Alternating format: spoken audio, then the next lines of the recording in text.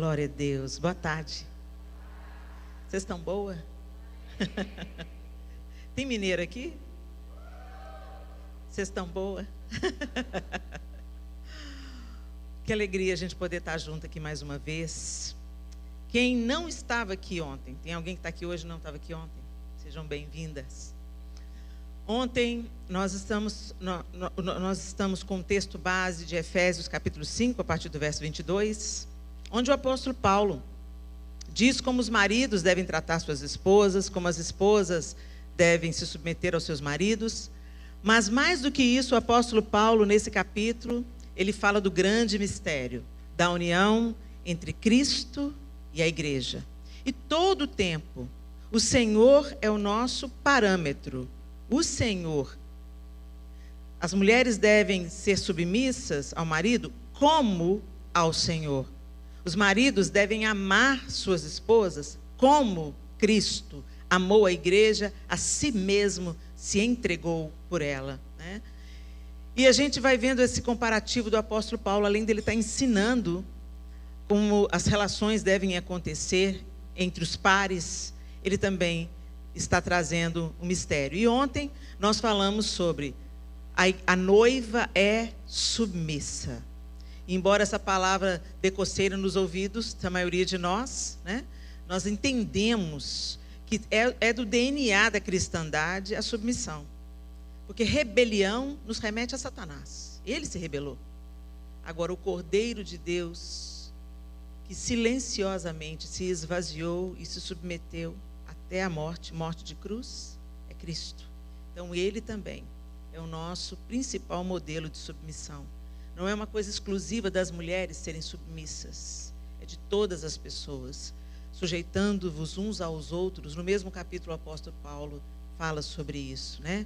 O que é o contrário dessa submissão, normalmente é o orgulho, a altivez, e o Senhor não quer isso para nós. E a noiva do Senhor, que está se adornando para as bodas, ela se submete. O Senhor não vem se casar com uma noiva obstinada, rebelde e brigona. E hoje eu queria caminhar um pouco mais com vocês. A noiva é santa e sem culpa.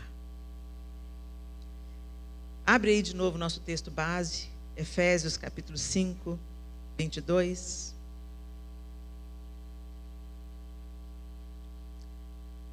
E eu vou ler novamente o texto. Esposas, sujeite-se cada uma a seu marido, como ao Senhor.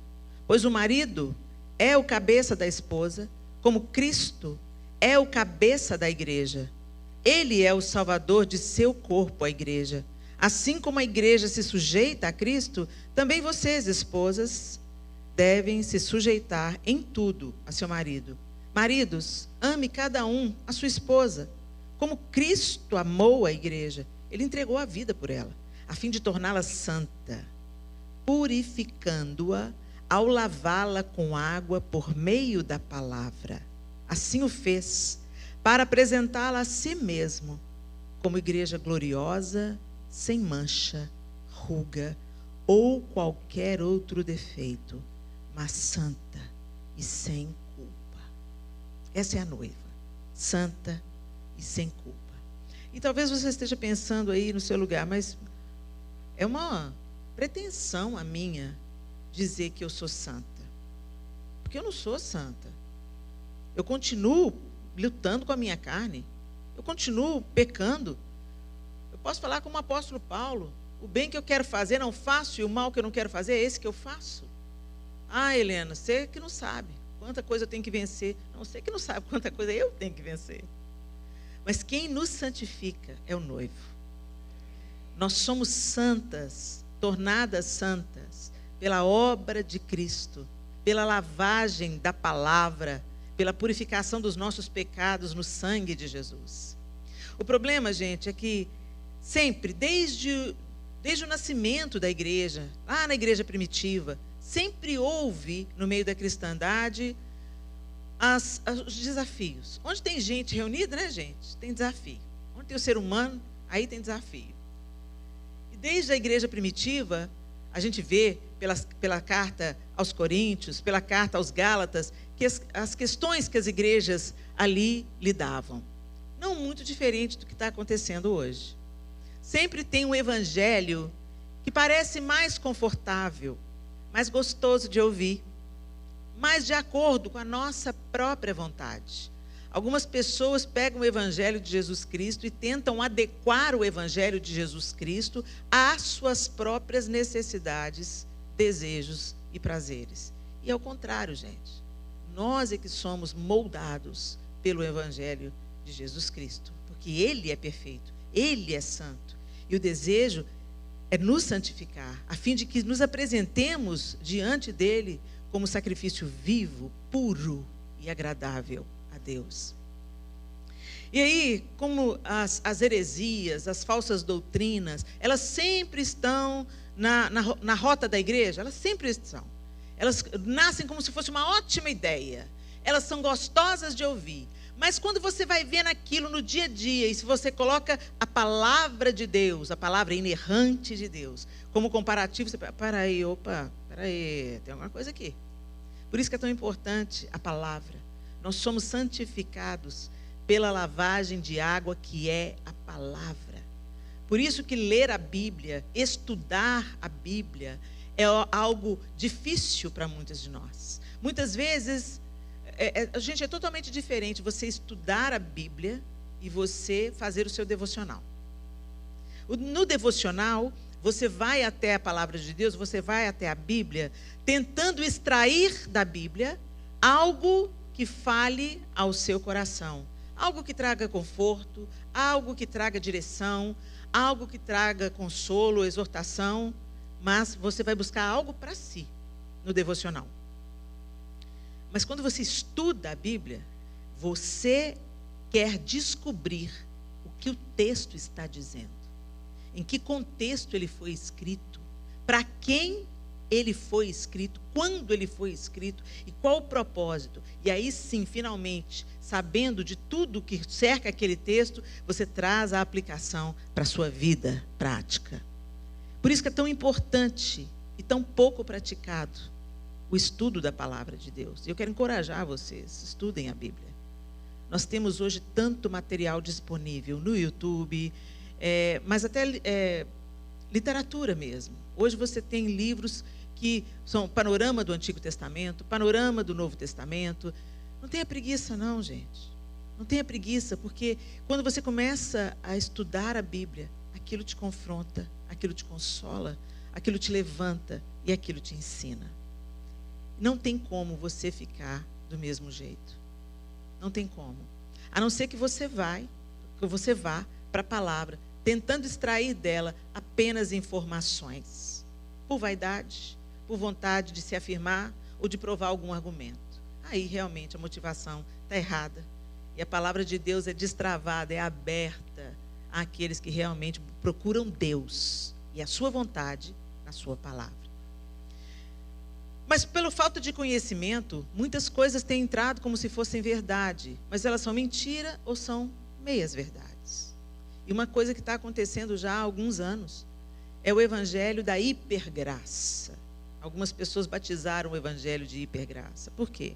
Porque algumas pessoas falam assim, é isso mesmo, eu sei do meu pecado, mas a justiça de Jesus me cobre e eu não serei responsabilizado pelo que eu faço ou porque eu deixo de fazer, uma vez que a salvação é pela graça, mediante a fé. Então, quer dizer, é uma meia-verdade. A pessoa está falando certo? Tá. Nós somos salvos por aquilo que fazemos ou deixamos de fazer? Não. Somos salvos pela graça, mediante a fé. Tudo certo, tudo certo. Mas depois que o Senhor nos salvou, a salvação, ela é apenas o primeiro passo, o perdão dos nossos pecados, é o primeiro passo de uma nova caminhada. Para que eu vou nascer de novo e continuar eternamente como um bebê? Quem nasce, um dia você nasceu, certo? Você ainda usa fraldas? Você ainda mama mamadeira? Você ainda fala guda, emite sons ininteligíveis? Não. Você cresceu. Você passou a ter consciência de muitas coisas. Você aprendeu a engatinhar, depois você aprendeu a andar, depois você aprendeu a correr. E não é diferente na nossa vida espiritual. E isso a gente chama de santificação. Então, as pessoas pegam um texto, uma verdade, mas elas isolam essa verdade. E elas falam, não, eu não preciso. Sabe, Jesus já fez tudo. É mesmo, ele fez, sim, é verdade. Mas então, para que ele fala? Quem quiser vir após mim, negue-se a si mesmo. Tome a sua cruz e siga-me. Ele falou isso aleatoriamente? O apóstolo Paulo, se dirigindo aos Hebreus, o apóstolo Paulo não, o autor da carta aos Hebreus, que nós não sabemos quem é, diz assim, Hebreus capítulo 10, de 26 a 31. Se continuamos a pecar deliberadamente depois de ter recebido conhecimento da verdade, já não há sacrifício que cubra esses pecados. Há somente a assustadora expectativa do julgamento e do fogo intenso que consumirá os inimigos. Pois quem se recusava a obedecer à lei de Moisés era morto sem misericórdia, com base no depoimento de 2 ou 3 testemunhas. Imaginem quão maior será o castigo para quem insultou o Filho de Deus, tratou como comum e profano o sangue da aliança que o santificou e menosprezou o Espírito Santo que concede graça. Pois conhecemos aquele que disse, a vingança cabe a mim e lhes darei o que merecem. E também o Senhor julgará o seu povo. Que coisa terrível é cair nas mãos do Deus vivo. Hebreus 10, 26 a 31. O autor da carta aos Hebreus está deixando claro que a gente não vai viver de qualquer maneira, uma vez que fomos redimidas pelo sangue de Jesus. A noiva é pura. E como o texto de Efésios descreve, pura, sem ruga, sem mancha. Nós precisamos de entrar num processo de santificação. Agora sim, o apóstolo Paulo, escrevendo aos Gálatas, diz, porque vocês, irmãos, foram chamados para viver em liberdade. Não usem, porém, para satisfazer sua natureza humana. Ao contrário, usem-na para servir uns aos outros em amor. Então, a palavra de Deus está recheada de exortações. Ela ensina que nós somos salvos pela graça, mediante a fé. Mas uma vez que nós nascemos de novo, nós agora assumimos uma nova maneira de viver, uma nova maneira de pensar, uma nova maneira de caminhar. E como que nós desenvolvemos a salvação? Gente, não é pela conta própria. A santidade, ela não é excelência moral. A gente faz muito essa confusão. A gente pensa que santidade é só você ter atos de justiça. Então, eu sou honesto, eu não falo mal de ninguém, eu entrego meu dízimo, dou minha oferta, eu ajudo o necessitado, o pobre, eu me compadeço da viúva e do órfão. Então, eu sou santa. Não. A excelência moral é uma faceta, sim, da santidade. Mas a santidade não pode ser produzida apenas pela excelência moral. Ela vem de um coração que é transformado dia a dia, à semelhança de Cristo, pelo poder do Espírito e pela exposição à palavra de Deus. Por isso que o apóstolo está dizendo lá no texto aos Efésios, né? A fim de torná-la santa, purificando-a ao lavá-la com água por meio da palavra. Assim o fez para apresentá-la a si mesmo. A si mesmo. Jesus nos purifica, nos santifica para apresentar diante dele mesmo, como igreja gloriosa, sem mancha, sem ruga, ou qualquer outro defeito, mas santa e sem culpa. O Senhor quer nos aperfeiçoar na santidade. Mas quantas vezes nós tratamos essa situação com leviandade? Os frutos do Espírito, o fruto do Espírito é uma evidência que tem que surgir ao longo da nossa caminhada cristã. E fruto é algo também que você não vê nenhuma árvore fazendo força para dar fruto. Você já viu? Alguma jabuticabeira gemendo para nascer uma jabuticaba? Não, é da natureza. Na estação propícia, floresce e frutifica. Mas frutifica em qualquer lugar? Frutifica de qualquer jeito? Não. tem que ter o ambiente certo. A planta tem que ser exposta ao sol, como nós precisamos ser expostos ao sol da justiça. A planta precisa de rega, de água, como nós precisamos ser purificadas pela água através da palavra de Deus. Igreja do Senhor, será que nós estamos tomando ciência das cartas de amor do nosso noivo? Gente, eu lembro mais uma vez usando o João como exemplo. Eu não sou velho, eu sou vintage. Eu recebi uma carta do João.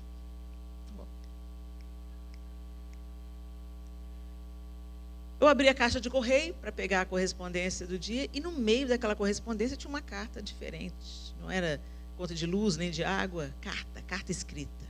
Aí eu peguei a carta. Qual foi a minha surpresa quando eu vi que estava endereçada a mim?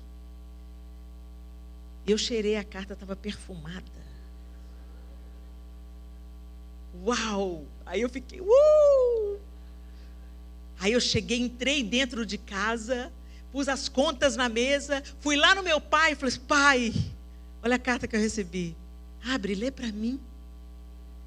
Você acha que eu fiz isso, gente? Mas é claro que não. Então por que vocês fazem isso com o pastor Ribamar? Ou com o seu pastor lá na sua igreja? Ou com o pastor Eduardo? Por que vocês fazem isso? Vocês querem que a gente leia as cartas de amor do noivo para você? Tem coisas que Deus quer falar só com você. E eu lembro que eu li a carta, reli a carta.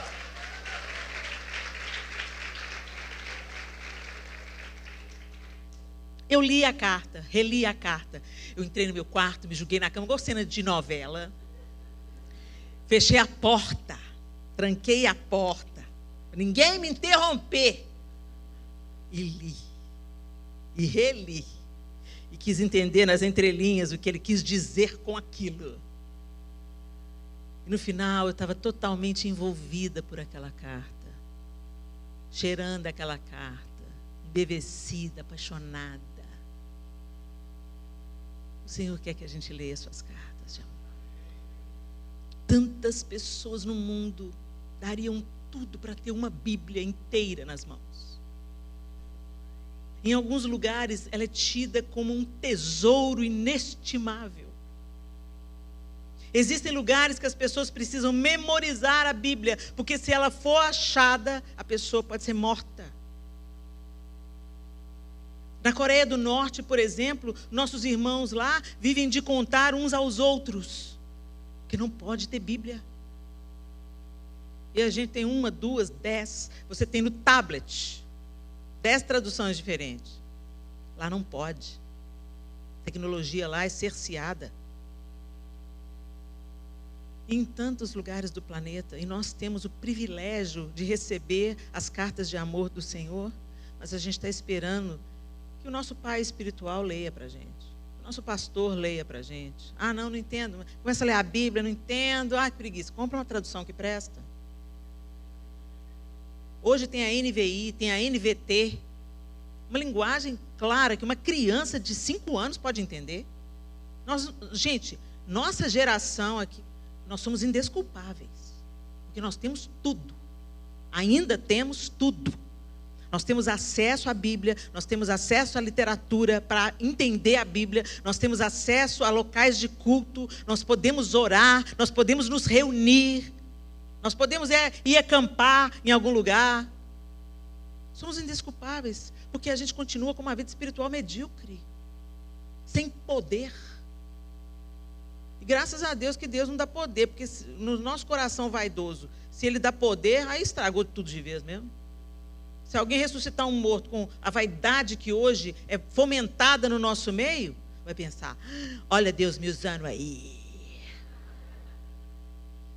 Agora, à medida que o Senhor nos santifica, à medida que Ele vai produzindo em nós o seu fruto, como nós falamos ontem, nós aprendemos com Ele a ser mansas e humildes de coração, não de aparência.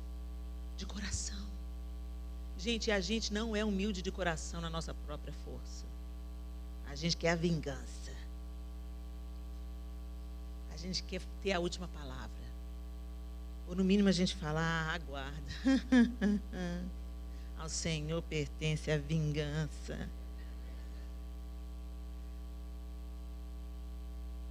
A Bíblia fala que quando a gente ora pelo inimigo, a gente acumula sobre a cabeça dele brasas vivas. E o que eu entendo por isso? As brasas queimam, ou levam ao arrependimento, ou levam à destruição. Mas a gente torce pela primeira versão. Que o nosso inimigo se arrependa do mal que pratica. Como o apóstolo Paulo, que fazia mal à igreja, se arrependeu e se tornou discípulo mais fervoroso de Cristo. Não há ninguém que o Senhor não possa transformar. Mas como que nós vamos desejar isso? Se nós temos o nosso coração cheio de nós mesmos, cheio de orgulho, cheio de altivez. A palavra não está lavando, gente. Santidade não é quem nunca se suja, mas é quem toma banho todo dia. Nós não nos conformamos com o pecado. Nós não achamos natural pecar. Quando a gente peca e constata e tem consciência desse pecado, isso nos incomoda. É isso que a santidade de Cristo em nós provoca. Se você está conformada ao seu pecado, se você sabe que é pecado, você, mas Helena, me ajuda, Helena. A gente não é de ferro, não. Uma fofoquinha de vez em quando não faz mal para ninguém. Você sabe que é pecado. Mas isso não te incomoda? Então você está lá usando fraldas espirituais até hoje.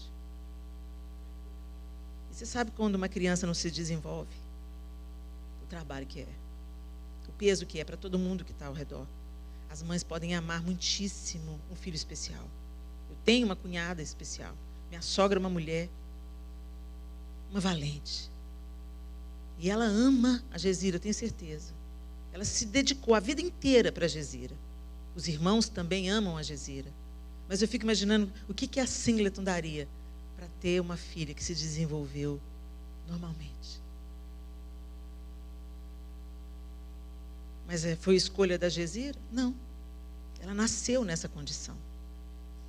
Pela permissão de Deus, para aperfeiçoar a todos ao redor. Mas nós, quando nascemos de novo, nascemos da água e do Espírito.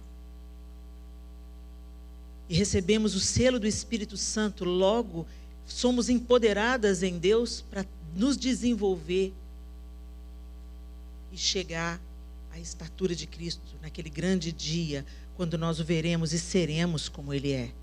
Mas até lá, não somos perfeitos, mas estamos caminhando.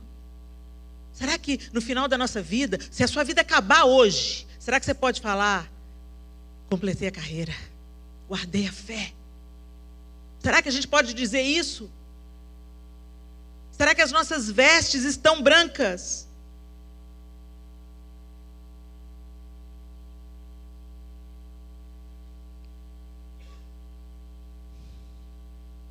Jesus disse lá em João 15, vocês já foram limpos pela mensagem que eu lhes dei. Permaneçam em mim e eu permanecerei em vocês. Pois assim como um ramo não pode produzir fruto se não estiver na videira, vocês também não poderão produzir frutos a menos que permaneçam em mim. O Senhor Jesus é a própria palavra, é a palavra encarnada. Então, como é que a gente segue a palavra encarnada? Tudo que nós sabemos sobre Deus, sobre Jesus Cristo, sobre redenção, reconciliação, está na Bíblia e a gente não abre a Bíblia. Por quê, gente? Uma criança de 5 anos já conhece o Alcorão. E nós andamos débeis pela nossa vida cristã, porque não conhecemos a verdade. Deus tem muita coisa para nos dizer através da sua palavra, mas a gente tem que se expor a ela. Pode ser da natureza, da jabuticabeira, da jabuticaba, mas se não tiver terra boa, se não tiver rega, se não tiver a luz do sol, não vai dar em nada. Vai morrer. E o Senhor está nos atraindo, gente, ainda é tempo. Ainda é tempo. Ainda é tempo. Ainda é tempo. Vem para a mesa se sentar com seu pai. Faz como eu fiz naquela tarde. Eu entrei no meu quarto, fechei minha porta para não ser interrompida. E me deliciei na carta do meu amado. É isso que o Senhor quer que a gente faça. Ah, mas não tenho tempo, Helena. A gente arruma tempo para tudo que é prioridade na nossa vida. Não vem com essa história que a gente não tem tempo, não. A gente faz o tempo quando a gente ama.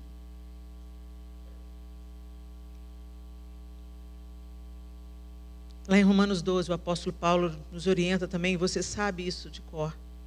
Não imitem o comportamento e os costumes deste mundo, mas deixem que Deus os transforme por meio de uma mudança em seu modo de pensar, a fim de que experimentem a boa, agradável e perfeita vontade de Deus para vocês. Sabe por que a gente não experimenta a boa, perfeita e agradável vontade de Deus, nem como indivíduos, nem como coletividade? Porque andamos aquém. Parecemos mais com as coisas do mundo, com as escolhas do mundo, com as prioridades do mundo, do que com aqueles que priorizam o conhecimento de Cristo. Oração. Estar aos pés do Senhor. Se tem um culto do profeta que revela a identidade, aí tem gente saindo pela janela. Gente, qual é o propósito de alguém revelar a sua carteira de identidade? Tem muito espírito de adivinhação dentro da igreja. Feitiçaria disfarçada de profeta. E o povo não discerne. Não discerne. Porque o cara acerta. Satanás também sabe de sua vida. Satanás também acerta. Mas não há discernimento. Aí tudo sorte de profetada. Aí tem gente aí ferido porque Deus me prometeu. Você tem certeza que foi Deus mesmo? Porque Deus cumpre as suas promessas. A palavra dele diz isso. A palavra de Deus diz que Deus não é homem para que minta, nem filho de homem para que se arrependa. Então, se não cumpriu, se deu errado, questione essa profecia. Por isso que nós precisamos conhecer a Bíblia. Quando a gente escuta uma mensagem, porque Deus não vai falar na boca do profeta o que ele não concorda, não encaixa com a sua palavra escrita. Ele não é um Deus de contradição. Jesus é o verbo, a palavra encarnada. Então Jesus tem tudo a ver com a palavra tem tudo a ver com a verdade de Deus. E o Senhor fala, conhecereis a verdade vos libertará. Andamos embaraçadas, pesadas, cansadas, mas não abrimos a Bíblia, que é a profecia. A profecia é a palavra. Deus quer falar com você pessoalmente, mas quantos de nós preferimos o cara que foi ungido com um dom? A gente adora um dom, mas não adora o Senhor. Deus tem misericórdia, Senhor. Um dia eu estava preparando uma mensagem. Já tem muitos anos isso. E na época eu trabalhava fazendo um programa de TV e havia mudado a diretoria daquele programa que era produzido. E eu estava tendo muita dificuldade de relacionamento com a nova equipe que entrou. Eles trabalhavam de uma maneira muito diferente daquela que a equipe anterior trabalhava e era tão bom para mim. A gente fluía, tinha uma sinergia, uma fluidez que eu perdi com essa nova equipe. E esse novo líder começou a tomar uma série de decisões que, a meu ver, eram decisões equivocadas e que poderiam levar ao fim do programa. Foi o que aconteceu, de fato. Mas aí eu me amargurei. E eu comecei a orar, a oração da vingança. Oh Deus, pega ele, frita ele, faz purê. Deus, o Senhor está vendo? É a sua obra, Senhor. Aí eu estava lá preparando a mensagem, num quarto de hotel. Estava terminando. Era João 13. Lava pés. Eu já tinha lido aquela mensagem N vezes. Aquela passagem da Bíblia. Eu já tinha pregado sobre aquela passagem, pelo menos naquela altura, umas 3 ou 4 vezes. Mas naquele dia, enquanto eu lia a palavra, lavou-lhes os pés. A letra fez assim. E a voz do Espírito usou a palavra para falar. Lavou os pés dos 12, Helena. De Judas, de Pedro. Ele lavou o pé dos 12. Você deveria parecer mais com seu mestre. Ele deu o exemplo. Ele disse para os discípulos, aí no final do texto, o que eu estou fazendo vocês não entendem agora, mas vocês entenderão mais tarde.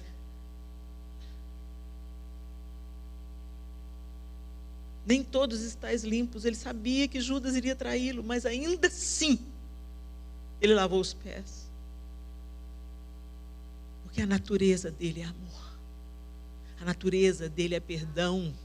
A natureza dele é bondade e misericórdia. E a gente ama isso quando isso nos atinge, quando isso é para nós.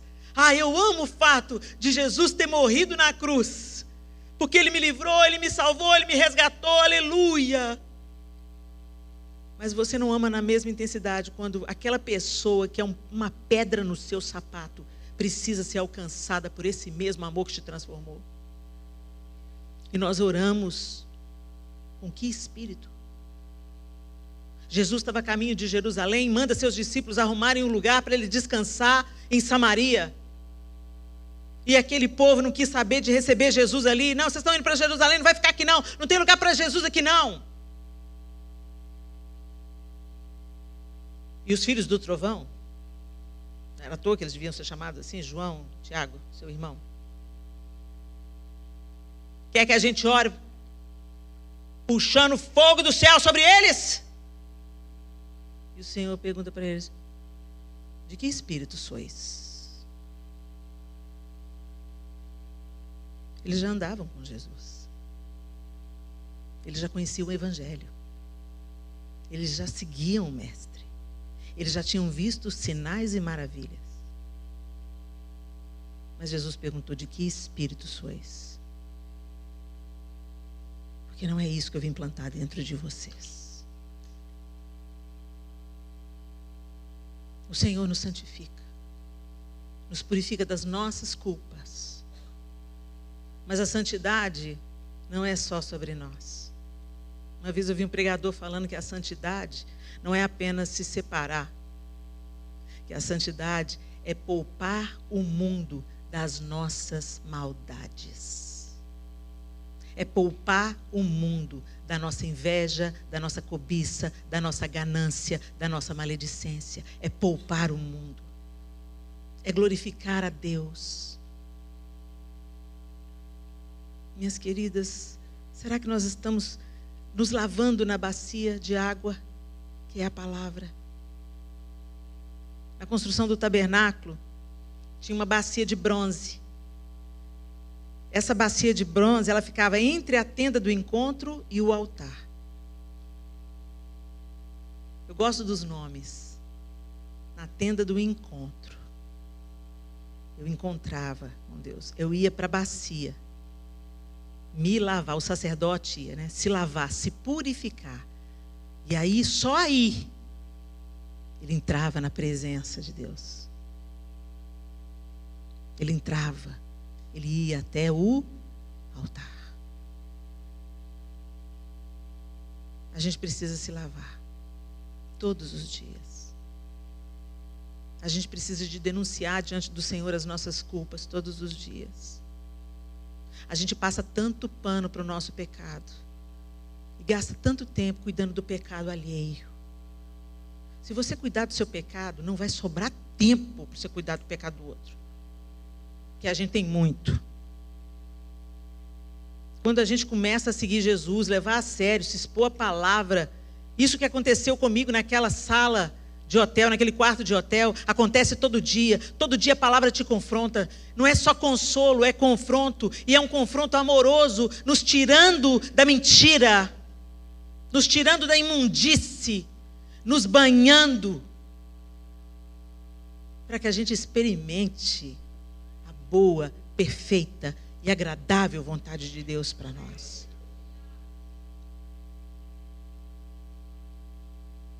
Ah, Senhor, como nós precisamos passar pela bacia de bronze da palavra. Como nós precisamos de nos santificar, minhas irmãs.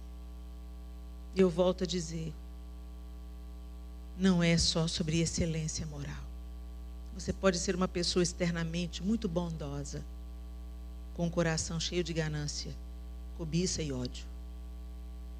A santificação, ela acontece dentro, pela exposição ao Senhor. Tem gente que, quando se converteu, fala assim, pelo amor de Deus, foi só converter que minha vida virou de cabeça para baixo. Não, ela já estava de cabeça para baixo, você que não via. Você estava no escuro. Você era ignorante dos seus delitos e dos seus pecados. Quando a luz de Jesus entra, chega perto, aí ela revela o que está sujo.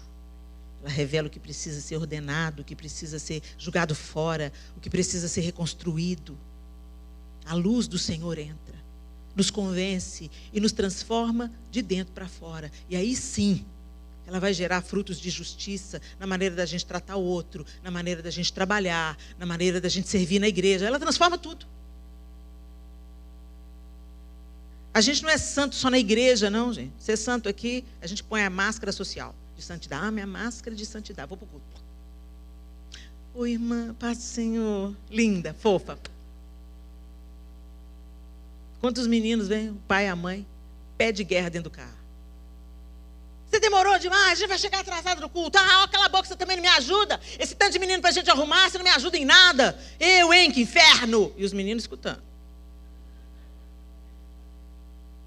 Agora chegamos na igreja. Se toca.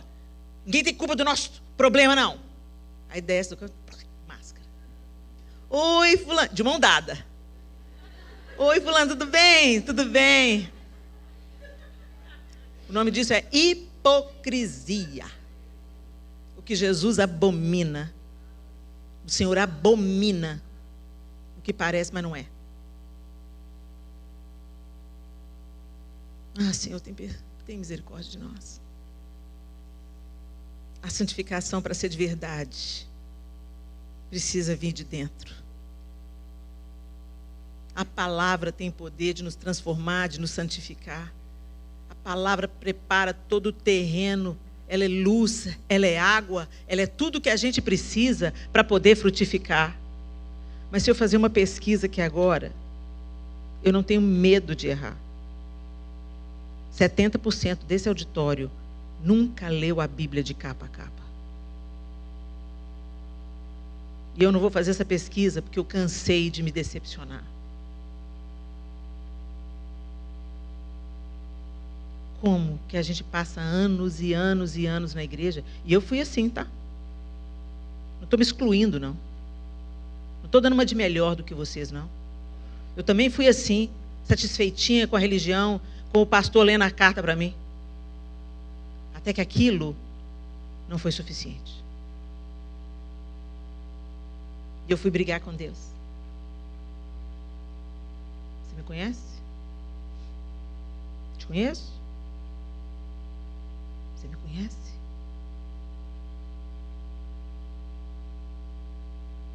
Para ter intimidade com o Senhor, você precisa conhecê-lo. E buscar conhecê-lo, e buscar conhecê-lo, e buscar conhecê-lo. Não o Deus que você imagina. O Deus que você reduz ao seu próprio senso de justiça. Mas o Deus da Bíblia. O Deus que se mostra amoroso, misericordioso. Mas também um Deus que acerta as contas. Um Deus que é amor, mas que não sonega a vara a seus filhos quando precisa. A gente às vezes quer só a paternidade parcial de Deus. E o Senhor é um Pai completo.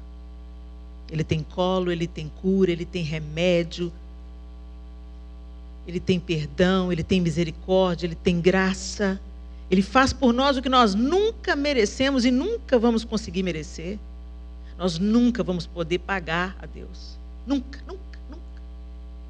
Por isso que Ele perdoou a dívida. Nós nunca seríamos capazes de pagar. Mas Ele também abomina a falsidade. Mas antes de executar juízo, Ele sempre manda um profeta. E o profeta é uma pessoa desconfortável. O profeta que fica te alisando e falando: eis que te digo, é filha muito amada. Me dá uma novidade. Que a Bíblia fala que eu sou uma filha muito amada. Mas a gente gosta de receber palavra de encorajamento. Não, essa palavra sua, Helena, derruba a gente. Eu prefiro que você se derrube, prostrada diante do autor da sua vida, se arrependa dos seus pecados e levante para triunfar sobre Satanás, do que você fique iludida a respeito de quem você é, pensando que é noiva, mas não é.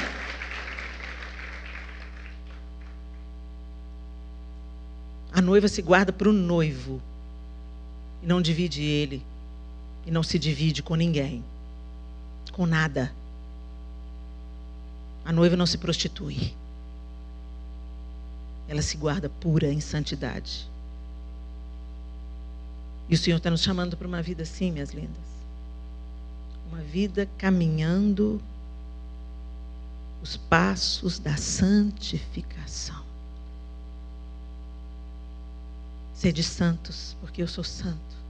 Sem santidade, ninguém verá a Deus. Esses capítulos, parece que eles foram rasgados da Bíblia do pessoal da Hipergraça. Parece que foram arrancados. Não precisa fazer nada. Jesus já fez tudo. Lá na carta de 2 Pedro, você pode abrir para a gente encerrar?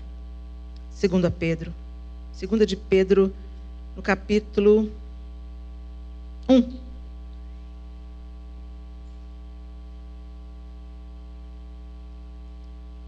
A partir do verso 3, o texto diz assim: Deus, com seu poder divino, nos concede tudo de que necessitamos para uma vida de devoção, pelo conhecimento completo daquele que nos chamou para si por meio de sua glória e excelência. E por causa de sua glória e excelência, presta atenção, Ele nos deu grandes e preciosas promessas. São elas que permitem a vocês participar da natureza divina. Olha isso. Deus quer que você participe da natureza divina. O mesmo Espírito que ressuscitou Jesus dos mortos, é Ele que você foi selada. É com Ele que você foi selada. O Espírito Santo não nos foi concedido apenas para nos dar emoções ou dons. Ele nos foi concedido prioritariamente para nos santificar, nos tornar semelhantes a Jesus, parecidas com Jesus. Ele nos deu grandes e preciosas promessas, são elas que permitem a vocês participar da natureza divina e escapar da corrupção do mundo causada pelos desejos humanos. Diante de tudo isso, esforcem-se ao máximo para corresponder a essas promessas. Tem um esforço, gente. Tem um esforço para priorizar Deus. Tem um esforço para negar você mesmo. Tem um esforço para reorganizar suas prioridades. Tem um esforço para ser intencional no seu encontro com Deus. Até que se transforme em um deleite. Diante de tudo isso, esforcem-se ao máximo para corresponder a essas promessas. Acrescentem à fé a excelência moral. A excelência moral, o conhecimento. Ao conhecimento, o domínio próprio. Ao domínio próprio, a perseverança. A perseverança, a devoção a Deus. A devoção a Deus, a fraternidade. E a fraternidade, o amor. Quanto mais crescerem nessas coisas, mais produtivos e úteis serão no conhecimento completo de nosso Senhor Jesus Cristo. Mas aqueles que não se desenvolvem desse modo são praticamente cegos, vendo apenas o que está perto e se esquecem de que foram purificados de seus antigos pecados. Por isso, irmãos, trabalhem ainda mais arduamente para mostrar que, de fato, estão entre os que foram chamados e escolhidos. Façam essas coisas e jamais tropeçarão. Está aqui. É uma jornada. Acrescenta a sua fé. Você creu. Agora acrescenta a sua fé. A excelência moral. Você não vai fazer as coisas que você fazia antes. Você não vai roubar. Você não vai chegar atrasado. Você não vai dar o calote. Você vai pagar suas dívidas. Excelência moral. E a excelência moral é o conhecimento. Porque sem o conhecimento de Deus, a excelência moral é só excelência moral. Mas à medida que eu conheço Deus, eu vou acrescentar o domínio próprio. E assim vai, é o domínio próprio, a perseverança, a devoção a Deus, a fraternidade e o amor. Pessoalmente, nós precisamos de ser aperfeiçoados. E isso vai se refletir no corpo, na igreja, no todo. Inclusive, nossas relações aqui dentro da igreja, às vezes espinhentas, servem também para nos aperfeiçoar. Que lugar bom para a gente aprender a ser humilde na igreja. Andar a segunda milha, dar a túnica e também a capa. Ficar caladinho para Jesus te dar vitória. A igreja é um lugar excelente para você praticar isso. Assim como o ferro ao ferro se afia, assim o homem é o seu companheiro. É isso que o Senhor quer, que a gente seja aperfeiçoada. E que esse aperfeiçoamento pessoal reverbere no coletivo. Porque a noiva está se santificando. Aqueles que se santificam estão se santificando ainda mais. E aqueles que se sujam estão se sujando ainda mais. Escolha o seu lado. Cresça no Senhor. Porque você foi chamada para ser santa. E sem culpa. Quando nós andamos em santidade, Satanás não tem nada de que nos acusar. Feche os seus olhos.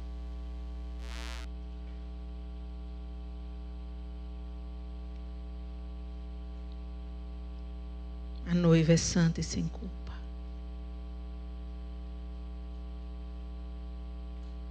Alegremo-nos, exultemos e a Ele demos glória.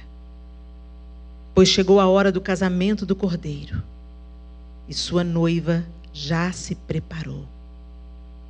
Ela recebeu um vestido do linho mais fino, puro e branco. Porque o linho fino representa os atos justos do povo santo. O vestido da noiva. O vestido da noiva é de linho puríssimo, sem mancha, sem mácula, sem tropeços.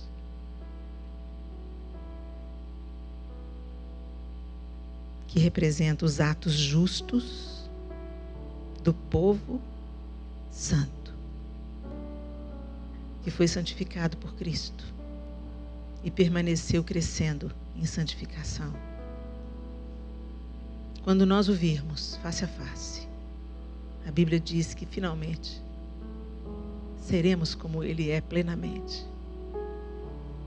Não mais teremos que lidar com os pecados reincidentes, com as dificuldades, os vícios, os sentimentos ruins, os pensamentos ruins. Mas até lá, que a gente prevaleça sobre a nossa carne. Porque o Espírito de Deus, que ressuscitou Jesus dos mortos, nos vivifica e nos santifica. Exponha-se à luz, à lavagem de água, pela palavra, para que Jesus te apresente a Ele mesmo, sem mácula, sem ruga, sem culpa. Senhor, nós bendizemos o Teu nome nessa tarde. Nós não queremos nos conformar, Senhor, às nossas falhas de caráter. aos nossos pecados reincidentes, às nossas preferências e vícios. Não queremos nos submeter de novo a jugo de servidão, mas queremos crescer, caminhar e crescer, a fim de que outros sejam socorridos e nutridos pela nossa vida. Porque nada é para nós, só para nós. Assim como o Senhor derramou a sua vida, o Senhor também nos convida a derramar a nossa. Que o Senhor nos faça compreender isso, Senhor. E que o Senhor nos limpe pela Tua palavra.